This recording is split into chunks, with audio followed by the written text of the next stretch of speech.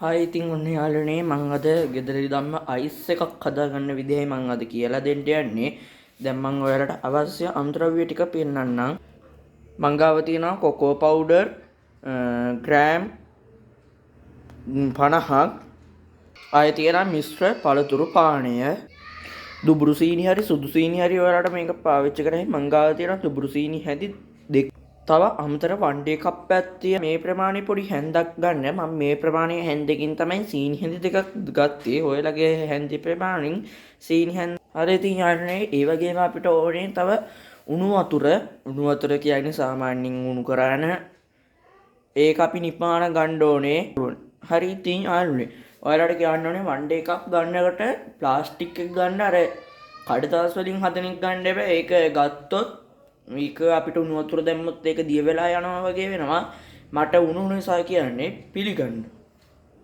හරි ඉතින් යන්නේ මේ වගේ මග් එකට මේ වගේ කෝප්පයකට දාගන්න ඕනේ මිශ්‍ර පළතුරු පානය.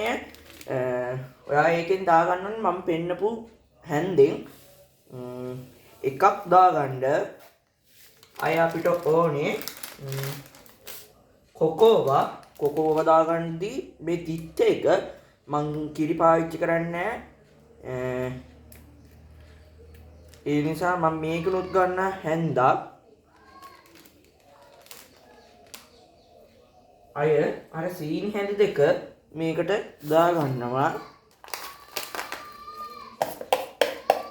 අයාල දුබුරු සීනි නම් ගොඩක් රස වැඩි. මේ තියෙන්නේ උණු වතුර සාමාන්‍ය දාට රත් කරගත්තු උණු වතුර.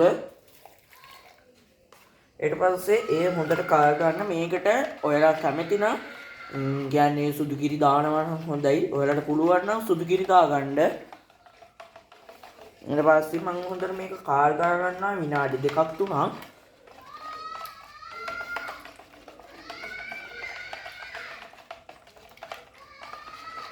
දැන් සුවඳක් තියෙනවා. මේක අර අපි 20 පැකට් ගන්න. පැකට් වගේ හදන්නේ අපි.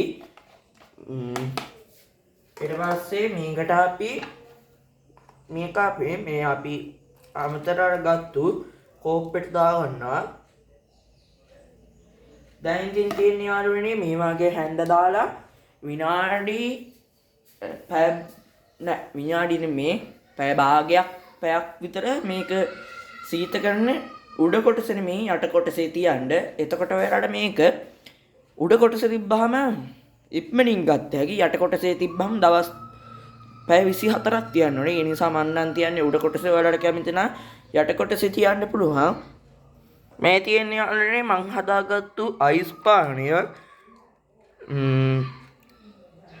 මම මේක ගල් වෙලා ඒ කියන්නේ අයිස් එක අපි කන්න පුළුවන් ප්‍රමාණය හදාගන්නදී රසයි.